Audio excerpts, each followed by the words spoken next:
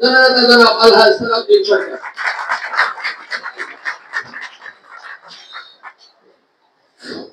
বিসমিল্লাহির রহমানির রহিম। বাংলাদেশ জাতীয়তাবাদী দলের প্রতিষ্ঠাতা শহীদ রাষ্ট্রপতি জিয়াউর রহমানের ৪৪তম শাহাদত বার্ষিকী উদযাপন ব্যবসায়ী সমিতি, এই অনুষ্ঠানের প্রধান মেহমান হিসেবে থাকার কথা ছিল ঢাকা বিশ্ববিদ্যালয়ের ৯০-এর দশকের ছাত্র নেতা, মুন্সিগঞ্জের কৃতি সন্তান কামরুজ্জামান রতন, আমার সহযোগিতা ছোট ভাই। আমার মনে হয় সে আসতে পারবে না, রাস্তায় প্রচন্ড জ্যাম, যেহেতু আমি রাস্তা দিয়ে এসেছি। আমার অনেক সময় লেগেছে উত্তরা থেকে হোসেন মেহবুব আসতে। আমরা আরেক সময় ওকে খবর দিয়ে এখানে এনে দাওয়াত দিয়ে আমরা আরেকটি অনুষ্ঠান করবো, যাতে সে আমাদের জমিতে একটি ভালো অনুষ্ঠানে অংশগ্রহণ করতে পারে। উপস্থিত হোসেনবাগের ব্যবসায়ী সমিতির সংগ্রামী নেতৃবৃন্দ, আমার রাজনৈতিক সহযোগিতা, ব্যবসা ভাইয়েরা এবং আজকে এখানে অনেক সাংবাদিক বন্ধুরা আছেন, সাংবাদিক ভাই বোনেরা, আসসালামু আলাইকুম। আজকে আমাদের প্রিয় নেতা, দলের প্রতিষ্ঠাতা, আমরা যাকে বলি বহুদলীয় গণতন্ত্রের প্রবক্তা, এজন্যই বলি ১৯৭৪ সালে বাংলাদেশের বাকশাল গঠন করে গণতন্ত্রকে হত্যা করা হয়েছিল। একটি দল থাকবে, সকল জাতীয় পত্রিকা বন্ধ করে ৪টি পত্রিকা থাকবে। পরবর্তী পর্যায়ে ১৯৭৫ সালের ১৫ই আগস্ট, আপনারা সবাই জানেন, একদল বিপদগামী সৈন্যের মাধ্যমে তার সে সহ তার পরিবারের অনেক সদস্য নিহত হন। শুধু তার শেখ মুজিবের ২ কন্যা ছাড়া, শেখ হাসিনা এবং শেখ রেহানা ছাড়া সকলে নিহত হন, তার অনেক আত্মীয় স্বজন নিহত হন। তারপরে শহীদ রাষ্ট্রপতি জিয়া রহমানকে গৃহবন্দী করা হয় খালেদ মোশাররফের নেতৃত্বে। খালেদ মোশাররফ একসময় আওয়ামী লীগের খুব বলিষ্ঠ একজন সমর্থক ছিলেন। তখন সিএনজি ছিলেন শফিউল্লাহ, সেনাবাহিনীর সেনাপ্রধান ছিলেন শফিউল্লাহ। শফিউল্লাহ পরবর্তী পর্যায়ে কিন্তু আপনার আওয়ামী লীগের এমপিও ছিলেন, আর জিয়া রহমান ছিলেন উপ সিএনসি। শফিউল্লাহ কিন্তু কোন দোষ নাই, সমস্ত দোষ কিন্তু জিয়া রহমানের। বিগত দিন আওয়ামী লীগ সরকারের প্রধান, যাকে আমরা ফ্যাসিস্ট স্বৈরাচার সরকার বলি, শেখ হাসিনা, শেখ হাসিনার কথায় কথায় আমাদের শহীদ রাষ্ট্রপতি জিয়া রহমানকে নিয়ে, আমাদের দেশের খালেদাকে নিয়ে, জিয়া পরিবারকে নিয়ে কথা বলতেন। জিয়া রহমানকে বলতেন পাকিস্তানের চোর, বলতেন রাজাকার। আসলে যখন ২৫শে মার্চ রাত্রে পাক হানাদার বাহিনী বাংলাদেশকে অতর্কিত আক্রমণ করে, তখন শেখ মুজিবুর রহমান পাকিস্তানি সেনাবাহিনীর হাতে ধরা দিয়ে ২৫শে মার্চ রাত্রেই কিন্তু পাকিস্তানে চলে যান। বাঙালি জাতি তখন দিশেহারা, কোন দিকে যাবে, কি করবে। হঠাৎ ২৬শে মার্চ কালুরঘাট বেতার কেন্দ্র থেকে নিজেকে প্রেসিডেন্ট ঘোষণা দিয়ে একটি বার্তা রেডিও, কালুরঘাট বেতার কেন্দ্র রেডিও বার্তা থেকে একটি বার্তা আসেন, আমি মেজর জিয়া বলছি, বাংলাদেশের স্বাধীনতা ঘোষণা করছে, আপনারা যারা যেখানে অবস্থায় যে অবস্থায় আছেন সে অবস্থায় মুক্তিযুদ্ধে ঝাঁপিয়ে পড়বেন। এই ঘোষণা ২৬শে মার্চ দেন। পরবর্তী পর্যায়ে আরো কিছু সেনা কর্মকর্তা সহ বসে আলোচনা করে, কিছু মেজর, কিছু ক্যাপ্টেন, কিছু লেফটেন্যান্ট বলে, আপনি একজন সেনা কর্মকর্তা, এই ঘোষণাটা রাজনৈতিক ভাবে আসা উচিত, তাহলে বহির্বিশ্ব এটাকে গ্রহণ করবে। আপনার শেখ মুজিবের পক্ষেই একটু আরেকটা ঘোষণা দেন। তখন উনি ইংরেজিতে একটা ভাষণ দিয়েছিলেন, আপনারা অবশ্যই শুনেছিলেন সেই ভাষণ, বহুবার আমরা জিয়া রহমান মৃত্যুবার্ষিকী করেছি। বলেছিল, hour great leader Sheikh Mujibur রহমানের অনবিলম্ব শেখ মুজিবুর রহমান, ইন্ডিপেন্ডেন্ট বাংলাদেশ, এবং আপনারা তার নেতৃত্বে বাংলাদেশের মুক্তিযুদ্ধে ঝাঁপিয়ে পড়ুন, এবং বাংলাদেশকে স্বাধীন করুন। শেখ হাসিনা বলতেন যে শেখ মুজিব নাকি 26শে মার্চে ঘোষণা দিচ্ছেন, আমরা শুনিনি আসলে। আমি জানি 25শে মার্চ রাত্রে উনি করাচির পাকিস্তানি সেনাবাহিনীদের আন্ডারে ছিলেন, গ্রেপ্তারকৃত অথবা আমন্ত্রিত, যেটাই বলি আমরা। আসলে উনি বাংলাদেশের স্বাধীনতা চায় নাই। আপনি ইতিহাস যদি ঘাটেন তাহলে বুঝতে পারবেন। উনি চেয়েছিলেন সাহিত্য শাসন। উনি ইসমাইল পশ্চিম পাকিস্তানের প্রধানমন্ত্রিত্ব চেয়েছিলেন। ওনাকে প্রধানমন্ত্রী দিলে বাংলাদেশ স্বাধীনতার কোনো প্রয়োজন হতো না। সেটা পাকিস্তানের দিতে রাজি ছিল না। পাকিস্তানের চেয়েছিল ভুট্টো পূর্ব পাকিস্তানের এবং পশ্চিম পাকিস্তানের প্রধানমন্ত্রী হবে। উনি চেয়েছিলেন সাহিত্য শাসন। যারা 7ই মার্চের ভাষণ বলেন, এই 7ই মার্চের ভাষণ কিন্তু লিখিত ছিল 4 জন ছাত্র নেতা, আসিফ আব্দুর রব, শাহজাহান সিরাজ, নুরে আলম জিকর, আব্দুল কুদ্দুস মাখন, আমরা 4 খলিফা বলি।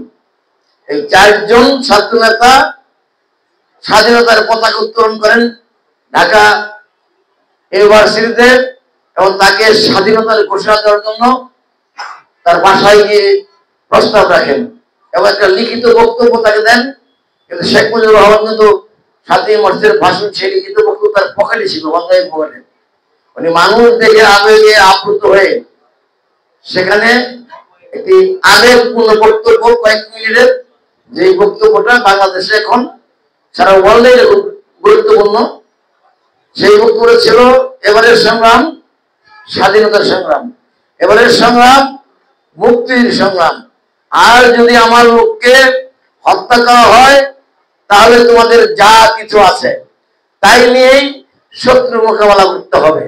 এটা শুধু তার একটি উপস্থিত জনসংখ্যা দেখে, প্রচুর জনসংখ্যা দেখে ওনার উপস্থিত সিদ্ধান্ত ছিল। তারপরে উনি কিন্তু 7ই মার্চের ভাষণ, উনি 24শে মার্চ বাড়িতে, 25শে মার্চ বাড়িতে রাত্রে তাকে সেনাবাহিনী গ্রেপ্তার করে পশ্চিম পাকিস্তান নিয়ে যান।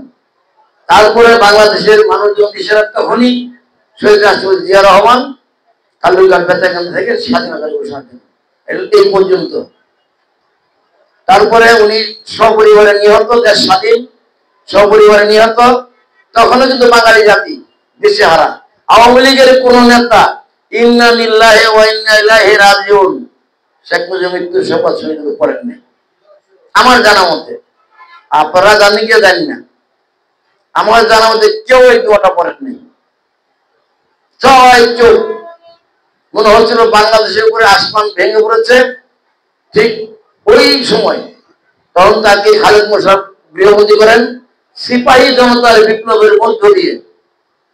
7ই নভেম্বর সিপাহী জনতার বিপ্লবের মধ্য দিয়ে তাকে গৃহবন্দী থেকে বের করে এনে ট্যাঙ্কের মধ্যে পাবলিক এবং সেনাবাহিনী উল্লাস করেন এবং সারা ঢাকা প্রদক্ষিণ করেন এবং মানুষের মধ্যে একটি প্রাণ সঞ্চার আবার সৃষ্টি হয়। এবং সেই দুঃসময় বাংলাদেশের 1971 সালে হাল ধরেছিল, আবার 75-এ 15 আগস্ট পরে আবার হাল ধরে। উনি হাল ধরে আমার মনে হয় সবচেয়ে আগে চিন্তা করেছেন 74 সালে 4 লক্ষ লোক না খেয়ে মারা গেছেন খাবার অভাবে। কিভাবে বাংলাদেশের এই 70.5 লোক আর যাদের ভোকা না থাকে কমপক্ষে 2 বেলা মোটা চাউলের ভাত খেতে পারে সেটার ব্যবস্থা করতে হবে। উনি ক্ষমতা আসার পরে ধান গবেষণার বিড়ি বাড়িতে বিদেশের বীজ এনে গবেষণা করে অধিক কোন জায়গায় অধিক ফসল কেউ ফলানো যায় সেটা তিনি গবেষণা করে এই যে আমরা আজকে 28 ধান খাই। আগে কিন্তু ধান খেতে সর্বোচ্চ 15-16 মণ ধান হইতো ইরি ধান, সেটা এখন 25, 26, 27, 28 মণ বন্ধ হয়, যেখানে ফসল একটু মাটি উর্বর। এটা শহীদ রাষ্ট্রপতি জিয়া রহমানের অবদান। এবং এই ধান খেতে কিভাবে সেচের পানি দেওয়া যায় সেটা জন্য উনি খাল খনন প্রকল্প শুরু করেন এবং সেটা উনি শপথ মেনেছিলেন সারা বাংলাদেশে খাল খনন করে এই উৎপাদন বৃদ্ধি। এবং ওনার সময় বাংলাদেশের প্রথম খাদ্যের স্বয়ংসম্পূর্ণ ছিল বাংলাদেশ। এবং কোন লোক উনি যাদের রাষ্ট্রপ্রধান ছিলেন প্রায় 3.5 বছরের মতো একটি লোক না খেয়ে মারা যান নাই। উনি শিল্পের বিকাশ ঘটান। উনি নিজে রাষ্ট্রপতি থাকা অবস্থায় প্রত্যেকটা মিলের শ্রমিক কল্যাণে ঘুরেছেন। শ্রমিকরা কি খান পাতিল নিয়ে ঢাকনা খুলে খুলে দেখেছেন। শ্রমিক কর্মচারীদেরকে উৎসাহ প্রদান করার জন্য উনি রাষ্ট্রপতি হয়েও শ্রমিকের প্রত্যেকটা কোয়ার্টারে কোয়ার্টারে ঘুরেছেন। আমি নিজেও দেখেছি তাকে টঙ্গিতে কলিনে ঘুরেছেন। এভাবে আস্তে আস্তে শিল্প বাড়তে থাকবো। আর তখন কিন্তু আমরা আমেরিকার প্রেসিডেন্ট ছিলেন হেনরি কিসিঞ্জার। উনি কিন্তু বাংলাদেশকে একটি উক্তি দিয়েছিলেন স্বাধীনতার পরে, যেটা হলো বটমলেস বাস্কেট। যে এই বাস্কেটের মধ্যে কিছু দান করলে ওই বাস্কেটের তল দিয়ে পড়ে যাবে, যেহেতু বটমই নাই, বটমলেস বাস্কেট। সেই বটমলেস বাস্কেট বাংলাদেশকে আখ্যা দিয়েছিল হেনরি কিসিঞ্জার এবং জিয়া রহমান। সেই বটমলেস বাস্কেটের দুর্নাম গুছিয়ে বাংলাদেশকে পৃথিবীর মানচিত্রে পরিচিত করেছিল এবং মুসলিম বিশ্বকে ঐক্যবদ্ধ করার জন্য দিনরস প্রচেষ্টা করেছেন এবং উনি সাকসেস হয়েছিলেন। আপনারা অবশ্যই জানেন, অনেকে মুরব্বী আছেন, আপনারা সবাই জানেন, তখন ইরাক ইরানের যুদ্ধ, প্রখর যুদ্ধ চলতেছিল। ওনার মধ্যস্থতায় এই ইরাক ইরানের যুদ্ধ থামে এবং সৌদি আরব সহ মিডল ইস্টের সকল মুসলিম কান্ট্রিগুলিকে ঐক্যবদ্ধ করেন। মুসলিম কান্ট্রির টাকা মুসলিম দেশে আমরা ব্যবহার করব। আমরা ভিন জাতি মানে আমাদের ধর্মের বাইরে যে রাষ্ট্রগুলো সেগুলো আমরা মুসলিম কান্ট্রির টাকা পয়সা ব্যবহার করতে চাই না। প্রিয় বন্ধুরা, অনেক কথা আটকে হয়ে গেছে। আসলে আজকে আমাদের উদ্দেশ্য তার জন্য দোয়া করা। আমাদের দলের প্রতিষ্ঠাতা তার জন্য মন খুলে দোয়া করা, প্রাণ খুলে তার জন্য কিছু চাওয়া আল্লাহর কাছে। ওনার জীবনের যে কোনো ভালো কাজে উচিলাই আল্লাহ যেন তাকে সর্বোচ্চ মাকাম, আমরা যারা মুসলমান তারা আমরা একটা জিনিস চাই আল্লাহর কাছে, সর্বোচ্চ মাকাম বলতে আমরা বুঝি জান্নাতুল ফেরদাউস। এটা হলো মুসলমানদের জন্য সর্বোচ্চ মাকাম, মৃত্যুর পরে। তা আমরা আজকে মন খুলে আমরা আমাদের প্রিয় নেতা সাবেক রাষ্ট্রপতি বিএনপির প্রতিষ্ঠাতা শহীদ প্রেসিডেন্ট জিয়া রহমানের জন্য আমরা দোয়া করবো। আল্লাহ যেন তার জীবনের যে কোন একটি ভালো কাজের উসিলায় তাকে জান্নাতুল ফেরদৌস নসিব করেন। আমরা এই জন্য বলি সকলে আমিন। তার ছোট ছেলে হার্ট অ্যাটাক করে মারা গেছেন। তার ছোট ছেলের জীবনের কোনো ভালো কাজের উসিলায় আর আমাদের কুকুর তার জীবনে কোনো ভালো কাজের উসিলায় আল্লাহ যেন তাকেও জান্নাতুল ফেরদৌস নসিব করেন। আমাদের প্রিয় নেত্রী শহীদ রাষ্ট্রপতি জিয়া রহমান নিহত হওয়ার পরে, শহীদ হওয়ার পরে, যিনি বাংলাদেশের মানুষের কথা চিন্তা করে গৃহবধূ থেকে রাজপথে এসে স্বৈরাচার বিরোধী আন্দোলনে নেতৃত্ব দেন, আমরা তার পাশে থেকে একটানা 8 বছর স্বৈরাচার বিরোধী আন্দোলন সংগ্রামে রাজপথে সরগম ছিলাম এবং আমরা 91 সালে স্বৈরাচারের পতন ঘটাতে পেরেছি এবং বাংলাদেশের মানুষ তাকে ভোট দিয়ে বাংলাদেশের প্রধানমন্ত্রী নির্বাচিত করেছিল। প্রিয় বন্ধুরা, সেই নেত্রী বিনা অপরাধে শেখ হাসিনার রসাতলে হিংসার বশবর্তী তাকে বিনা দোষে বিনা কারণে তাকে সাজা দেয় 5 বছরের নির্বাচন দ্রুত বিচার ট্রাইব্যুনাল। মানুষ হাইকোর্টে আপিল করে সাজা কমানোর জন্য। আমাদের নেত্রীরও হাইকোর্টে আপিল করা হয়েছে, সেখানে 5 বছর থেকে বাড়িয়ে আরো 5 বছর বাড়িয়ে 10 বছর করা হবে। ফরমাসি রায়, হাইকোর্টের যে রায় দিয়েছেন ফরমাসি রায়, এটি এখন তার মামলা ডিসমিস করে দিয়েছে। তারপরে আবার সুপ্রিম কোর্টের মামলা একেবারেই নিষ্পত্তি করে দিয়েছে। কেন? মামলাটাই ছিল বহুল। 2 কোটি টাকা, এটা বাংলাদেশের টাকা না, এটা কুয়েত সরকারের টাকা। দিয়েছে কাকে? Zia orphanage trust.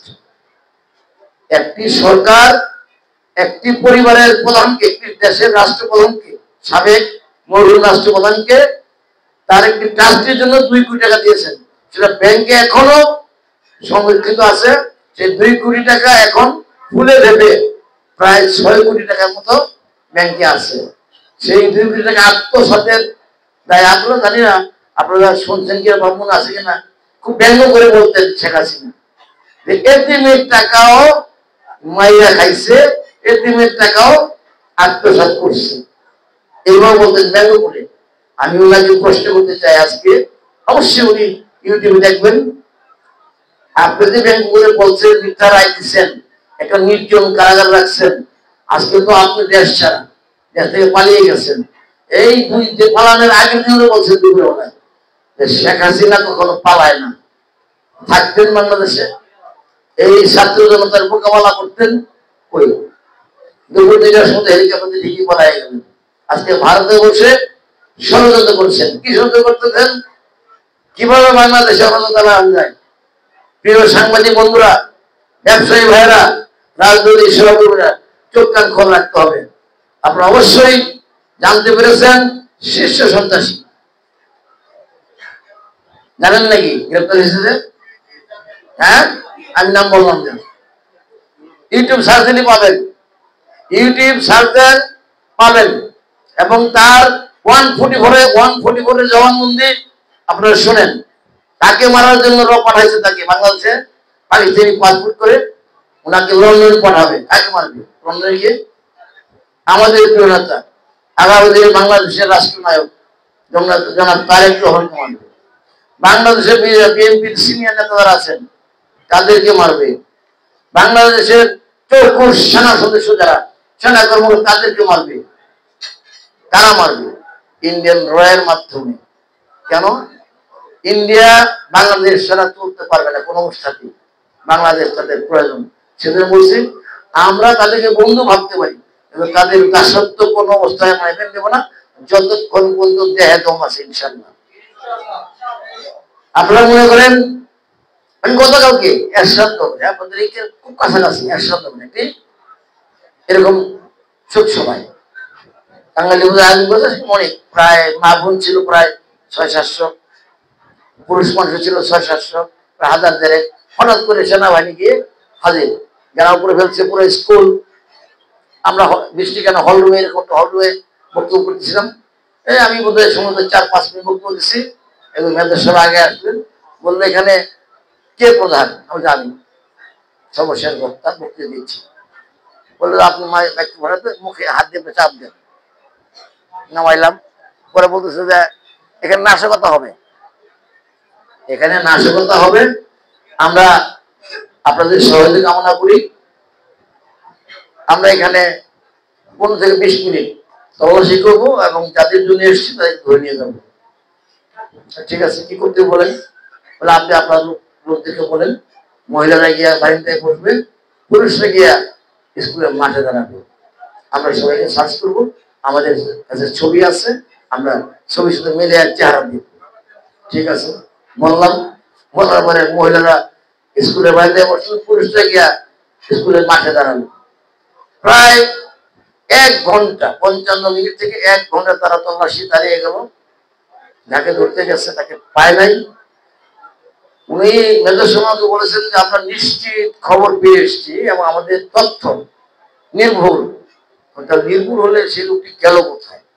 ধরেন তাকে। আমিও তো চাই যে এই ধরনের সন্দেহ দেখে রাজনীতি করবে, আমার প্রাণ নাশের একটা সম্ভাবনা ছিল, ধরেন তাকে। সরি, আমরা পাই নাই, আপনি আবার কার্যক্রম মিটিং কার্যক্রম চালিয়ে যান, আমরা চেষ্টা করবো তাকে ধরে যাবো ইনশাল্লাহ। যদি আমাদের কোনো সহযোগিতা লাগে যাবেন, আমরা আপনাদেরকে পূর্ণ সহায়তা করবো ইনশাল্লাহ। আজকে আমাদের মতো লোক, আমরা একটা অঞ্চলে নেতৃত্ব দিই, মহানগর লেভেলে একটি আসন ভিত্তি, সারা দেশ একটা আসন ভিত্তি 2018 করেছি। এইবারও প্রত্যাশা করতেছি আগামী নির্বাচন জাতীয় সংসদ যখন অনুষ্ঠিত হবে, হয়তো বিএনপির টিকিট নিয়ে ইলেকশন দাঁড়াবো। আমি আশাবাদী যে আমার প্রিয় নেতা যেমন তারেক রহমান, যেহেতু আমি 18 সালে ইলেকশন করেছি, ভালো রেজাল্ট করেছি, বাংলাদেশের 292 জন ভেল করছি, তার মধ্যে দ্বিতীয় হয়েছি। 1 ঘন্টা কত 22-23 মিনিটের ভোট, এর মধ্যে 1,10,040 ভোট পাইছি। তা কত?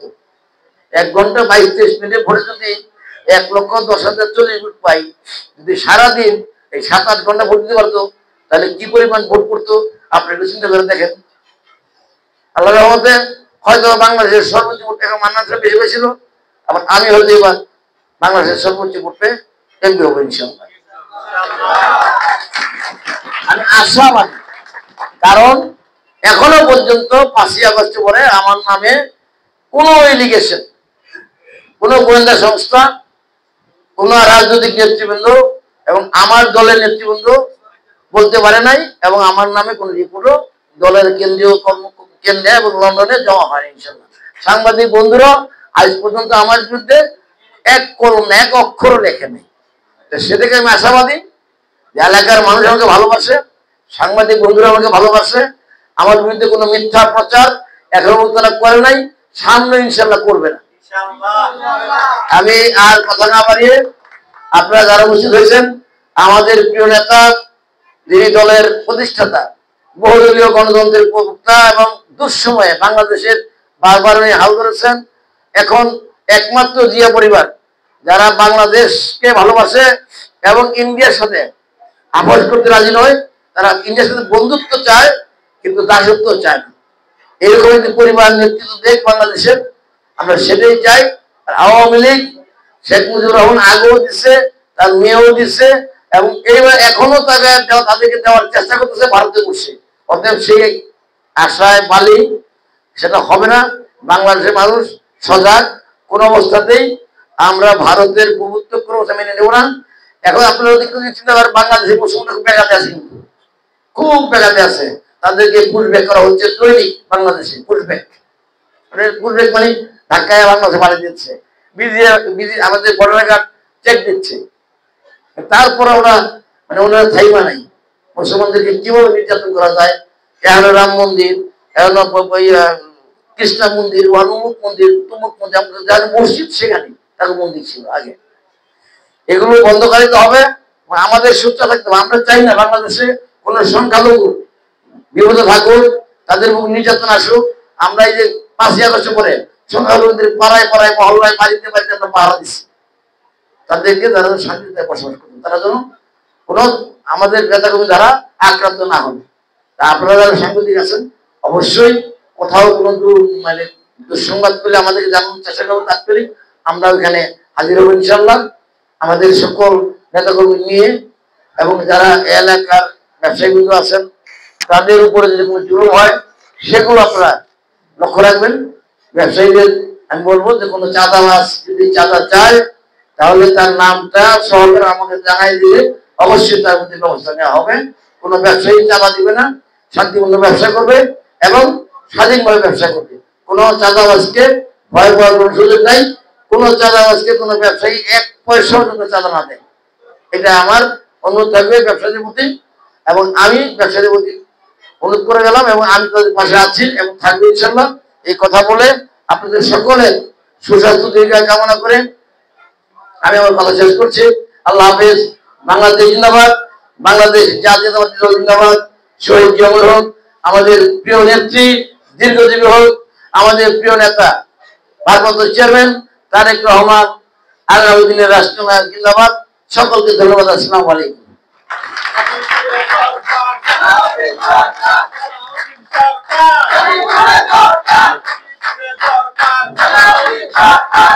আবার দিয়ে দাও আসেল, আবার